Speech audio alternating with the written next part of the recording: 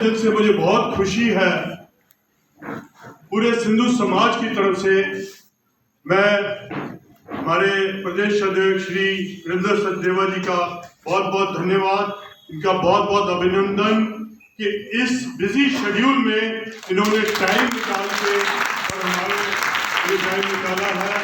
एक बार फिर मैं शुक्रिया अदा करता हूँ। मैं मंच में हमारे आचार्य जी हैं, आचार्य भुवनेश्वर जी, उनको भी मंच में बुलाना चाहूँगा। और मुझे इस बात को कहने में कोई संकोच नहीं है कि दिल्ली को बनाने में हमारे पूर्वजों ने जो मेहनत की है उसका परिणाम है कि दिल्ली देश की राजधानी है।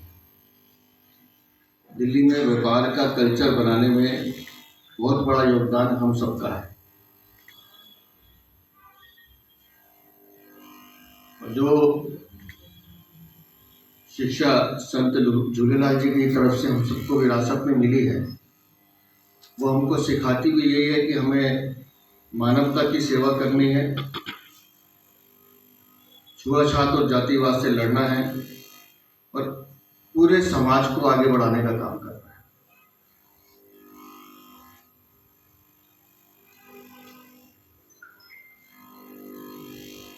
जितना आप संत झूलेलाल जी को पढ़ेंगे तो उसमें सिर्फ आपने कहा है, फिर भी मैं कोशिश करता हूं, लेकिन इस बात का मैं ध्यान रखूंगा कि दिल्ली की सरकार में मेरे सिंधी भाई बहनों को प्रतिनिधित्व मिले, ये भारतीय जनता पार्टी की सरकार बनने के बाद में सुनिश्चित है।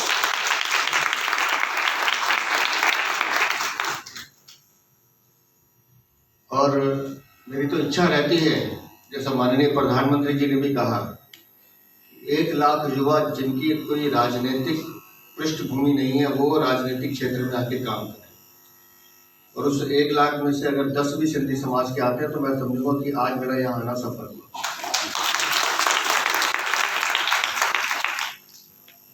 और राजनीतिक क्षेत्र का एक नियम समझ लीजिए, लोगों को राजनीति में आने का मतलब लगता है चुनाव लड़ना।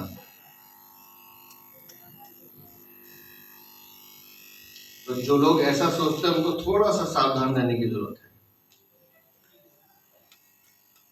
किसी भी राजनीतिक कार्यकर्ता को चुनाव लड़ने की इच्छा होनी चाहिए, इच्छा शक्ति भी होनी चाहिए, प्रयास भी करना चाहिए। लेकिन चुनाव लड़ने के लिए, उसकी तैयारी के लिए आपको पूरा समय देना पड़ता है, पूरा जीवन खपाना पड़ता है। और उसके बाद भी अगर भाग्य दोष है, उसका जीता जाता उदाहरण आपके सामने मैं खड़ा हूँ। 36 साल से मैं कभी चुनाव नहीं लड़ा हूँ, लेकिन राजनीति में हूँ। राजनीतिक क्षेत्र में काम करना और राजनीतिक चुनाव लड़ना दोनों विषय अलग अलग है। मैं राजनीतिक क्षेत्र में इसलिए आया, मैं अखबार में नौकरी करता था, टाइम्स ऑफ इंडिया। जो कार्यक्रम था, हम सारे सिंधी समाज, दिल्ली की 100 से अधिक पंचायतों के अध्यक्ष, महामंत्री और उच्च ओहदे पे जो लोग थे वो सारे एकत्रित हुए। आने वाले चुनाव में जो है सिंधी समाज जो है अपनी इस वक्त आज़ादी के बाद 5वीं जनरेशन में चल रहा है। जैसे कि मेरे दादाजी हो गए, पिताजी हो गए, मैं हो गया, मेरा बेटा हो गया, उसका भी बेटा हो गया। तो हमारे जैसे ही हम भारत में, जब भारत पाकिस्तान बना तो हम तो भारत में थे ही, लेकिन हमें कोई एक तो स्टेट भी नहीं मिला और हम आते ही अपने रोजी रोटी में लग गए। और रोजी रोटी का जो सिलसिला ये 3 जनरेशन तक चलता रहा। अब सिंधी समाज जो है एक मजबूत समाज हो गया, इसने सारे अपना समाज के साथ साथ देश में जो है एक अच्छा उद्यम करके, मेहनत करके पैसा कमाया, अच्छा इनकम टैक्स दे रहे हैं, अच्छे सामाजिक कार्यों में जोड़ रहे हैं। और इसके अलावा जो है वो ये चाहते हैं कि अब हमारी जो आने वाली पीढ़ी है उसको प्रतिनिधित्व दिया जाए, राजनीति में उनको भी भागीदारी मिले। इसी बारे में बातचीत, चर्चा करने के लिए हमने सारी पंचायतों को इकट्ठा किया और एक विनम्र निवेदन किया भारतीय जनता पार्टी से कि सिंधी पहले से ही भारतीय जनता पार्टी से जुड़े हुए हैं, लेकिन अब वो चाहते हैं कि थोड़ा सक्रिय होकर राजनीति में भी कदम रखें। तो चाहे एक दिल्ली से, एक जगह से, दो जगह से, कहीं से भी एक बार शुरुआत हो जाए, ताकि सिंधी समाज जो है राजनीति में जो है अपनी एंट्री कर सके और देश की सेवा में भी लग सके और समाज की सेवा में भी लग सके। जय झूलेलाल। मैं नरेश बेलानी, महामंत्री सिंधु समाज दिल्ली। मेरे साथ में भरत वातवानी, अध्यक्ष सिंधी प्रकोष्ठ भाजपा दिल्ली। आज का जो कार्यक्रम था, अध्यक्ष जी आए थे भारतीय जनता पार्टी दिल्ली प्रदेश के वीरेंद्र सचदेवा जी, उनके साथ में जिला अध्यक्ष सुनील कक्कड़ जी और प्रतीक शर्मा यहाँ के मंडल अध्यक्ष। जो आज की मीटिंग बुलाई गई थी, जो सारे सिंधी जो हैं सारी दिल्ली के सब अलग अलग विभिन्न पंचायतों से यहाँ इकट्ठे हुए थे, उनका मकसद था, हमारा मकसद जो आज था कि हमें प्रतिनिधित्व चाहिए आने वाले जो दिल्ली के चुनाव हैं, उसके लिए हमने ये मीटिंग करी थी और उनसे रिक्वेस्ट करी गई है। और आज हमें बहुत उम्मीद है आज की मीटिंग के बाद कि कुछ न कुछ सिंधी समाज को मिलेगा। जय झूलेलाल। अब मैं हमारे भाई भरत जी से कहूँगा कि वो कुछ। आज सिंधु समाज ने मीटिंग बुलाई है। माननीय वीरेंद्र सचदेवा जी आज मुख्य अतिथि के रूप में सिंधी समाज के साथ बैठे हैं और पूरा सिंधी समाज दिल्ली का हर क्षेत्र से यहाँ उपस्थित था। हर संस्थाएं, 80 संस्थाएं हैं, उनके पदाधिकारी आज उपस्थित थे। उन्होंने वीरेंद्र सचदेवा से रूबरू बात की है, जैसे फैमिली में एक दूसरे के साथ बात करते हैं वैसे बात की गई है और पूरा आश्वासन दिया है कि इस बार दिल्ली में जो विधानसभा का जो चुनाव है उसमें सिंधी समाज बड़ा अहम रोल निभाने जा रहा है और इस बार जो केजरीवाल को हराने में जो योगदान रहेगा वो सिंधी समाज का रहेगा। तो लगभग 2 लाख वोटर हैं सिंधी समाज के दिल्ली के अंदर और सिंधी समाज में कम से कम 25,000 से लेकर 50,000 तक व्यापारी गण हैं जो 20 लाख वोटरों को टच करता है, या वो कस्टमर के रूप में या एम्प्लॉय के रूप में। तो आज ये सारी बातें हमने माननीय अध्यक्ष जी के साथ रखी हैं और सिंधी समाज की कुछ हमने 7 विधानसभाएं ऐसी निकाली हैं जहाँ से हम प्रतिनिधि उनको दे सकते हैं। अच्छा, जो एक विनिंग कैंडिडेट हम केजरीवाल को हराने में उनको दे सकते हैं। हमने दिल्ली की 70 विधानसभाओं में से 7 विधानसभाओं में कैंडिडेट दिए, जिसमें नरेश बेलानी जी भी एक हमारे कैंडिडेट हैं। तो इस तरीके से आज बहुत अच्छा कार्यक्रम ऑर्गेनाइज किया गया है नरेश बेलानी जी की ओर से। ये महासचिव है, यहाँ पर हर वर्ग जुड़ा हुआ है। राजेंद्र नगर में उपस्थित गंगाराम के सामने सिंधु समाज, जहाँ पर हर मंगलवार हनुमान जी का आरती भी होती है, भंडारा भी होता है, मेडिकल चेकअप कैंप लगते हैं। यहाँ पर कई पेशेंट्स के लिए हमारे देखेंगे पूरी धर्मशाला फुल रहती है। तो ये एक व्यवसायिक केंद्र है। ऐसे व्यवसायिक केंद्र हमारे दिल्ली में 8-10 हैं जो सेवाएँ कर रहे हैं। तो ये पहले समाज सेवा की है, अब 5 पीढ़ियाँ हो चुकी हैं। अब राजनीतिक अधिकार के लिए हमने उनसे रिक्वेस्ट की है और उम्मीद है कि इस बार हमारे को ये आवाज़ हमारी गूंजेगी और वो आश्वासन दे के भी गए हैं कि मैं आपकी पूरी कोशिश करूँगा, नहीं तो दिल्ली सरकार बनने के बाद आपको प्रतिनिधि जरूर दूंगा सिंधी समाज का। जय भारत, जय झूलेलाल, आयुलाल सभई चौ झूलेलाल। ठीक है। जब ये अध्यक्ष बने तभी से दिल्ली ने किसी भी इलेक्शन में हार नहीं देखी। आज हम सब इकट्ठे हुए हैं ऐसे टाइम पर जब इनकी व्यवस्था इतनी टाइट है, मिनट टू मिनट इनके पास प्रोग्राम है। हमारे दादा नारायण आसनानी जी की रिक्वेस्ट पे इन्होंने अपना कीमती वक्त हमें दिया है। एक बार सिंधी समाज की ओर से जोरदार तालियों के साथ स्वागत है।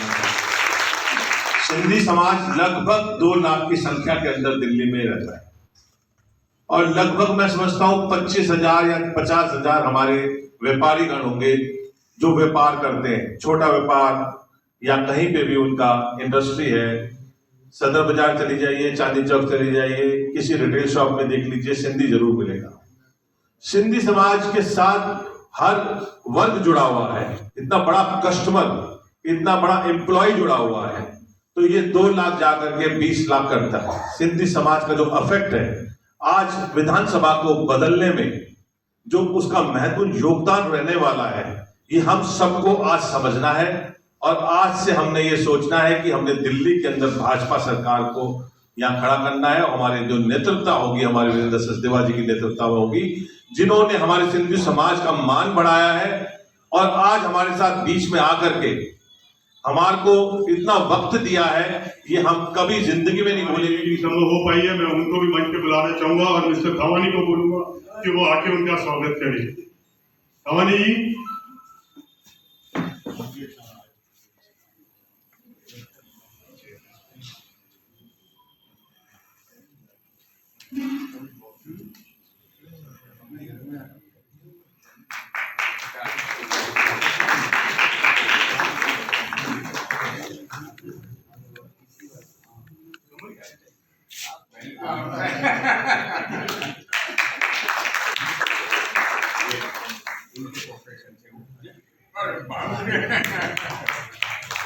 और मैं निवेदन करूंगा नरेश बैलानी जी जो सिंधी समाज के हमारे महामंत्री हैं, समस्त उपस्थित हमारे जितने भी भाई और बहन आए हुए हैं उनकी ओर से बुके देकर के सम्मान करेंगे नरेश बैलानी जी, हमारे माननीय अध्यक्ष वीरेंद्र सचदेवा जी का। सबको इन्फॉर्मेशन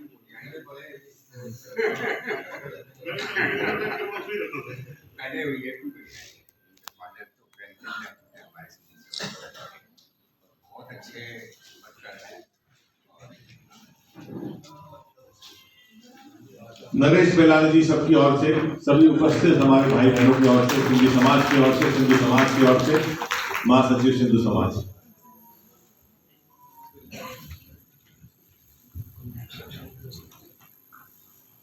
अध्यक्ष जी, मैं आपको बताना चाहूंगा कि सिंधु समाज जो है ये खास करके जिस भवन में आप बैठे हैं, आप आ चुके हैं अभी पहले भी कई बार, ये हमारा सौभाग्य है कि आज फिर आपके हमारे को दर्शन हुए हैं इस प्रांगण में। ये संस्था जो है इसमें जो हमारे मेंबर हैं सारी दिल्ली, सारे हिंदुस्तान, इवन हमारे ओवरसीज भी हमारे कई मेंबर हैं। और जब अभी तो हमारी मेंबरशिप बंद है, जब ये मेंबरशिप खुलती है तो कोई भी सिंधी दुनिया के किसी भी कोने में रहता है वो इसका मेंबर बन सकता है। तो जो एक आवाज आ जाती है तो समझिए कि वो सारे सिंधियों की एक आवाज होती है जो कि पहुंचाई जाती है। जो सिंधु समाज, सिंधी बेसिकली हमेशा से भाजपा के साथ रहे हैं। आप भी भुक्ताभोगी हैं कि 1947 के विभाजन का वीक्षा हमने देखी है, विस्थापित होकर हम कैसे आए थे। मतलब कि हम लोग दाल रोटी कमाने में बड़ी मुश्किल से उस टाइम लगे, बच्चे संभाले, हमारे दादाजी, हमारे पिताजी वगैरह सब, मतलब अब जाके जो है सिंधु समाज एक सक्षम समाज बना है। और जहां तक मेरी समझ है कि गूगल कहता है कि सबसे ज्यादा इनकम टैक्स देने वाला भी एक सिंधु समाज उनमें से एक है। तो एक बार अपने लिए आप सब लोग ताली बजाएंगे। तो सबकी इच्छा है कि अब हमें राजनीति में भी भागीदारी चाहिए, तो उसी लिए हम सब आपसे मिलना चाहते थे और हमारा सौभाग्य है कि सारे आज इकट्ठे हुए हैं। और जैसे मैंने आपको बताया पहले भी कि ये जो सारी दिल्ली के तकरीबन कोने कोने से कोई ना कोई आया हुआ है। जनकपुरी ले लीजिए, लाजपत नगर ले लीजिए, जहांगीरपुरी ले लीजिए, मयूरबाग ले लीजिए, श्रीनिवासपुरी ले लीजिए, सरोजनी नगर ले लीजिए, कहीं ना कहीं से कोई ना कोई सिंधी जो वहाँ की पंचायत का, लोकल पंचायत का अध्यक्ष या मेंबर या किसी तरह से है, किसी मंदिर का, वो यहाँ पे आए हुए हैं। तो मुझे बहुत खुशी है कि सारे इकट्ठे हुए हैं। और ये सब हमने सब 2 घंटे के काम में हम जिसको बुला सकते थे हमने बुलाया।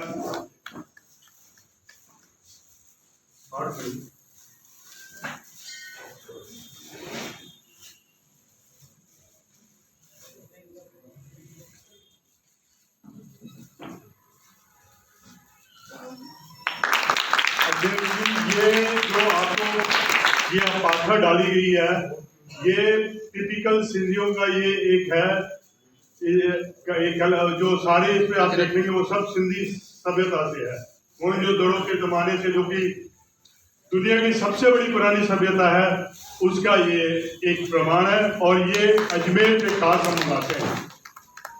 अब मैं हमारे अपना सिंधु काउंसिल ऑफ इंडिया के प्रेसिडेंट श्री लालवानी से कहूँगा कि हमारे जिलाध्यक्ष जी का स्वागत करें। बुके दे दो पहले।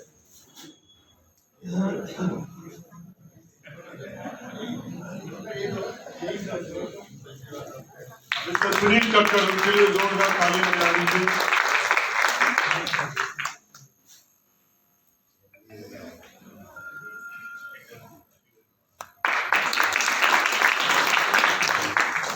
मैं मिस्टर विजय ईसरानी को बोलूंगा कि हमारे आचार्य जी का भी स्वागत करें।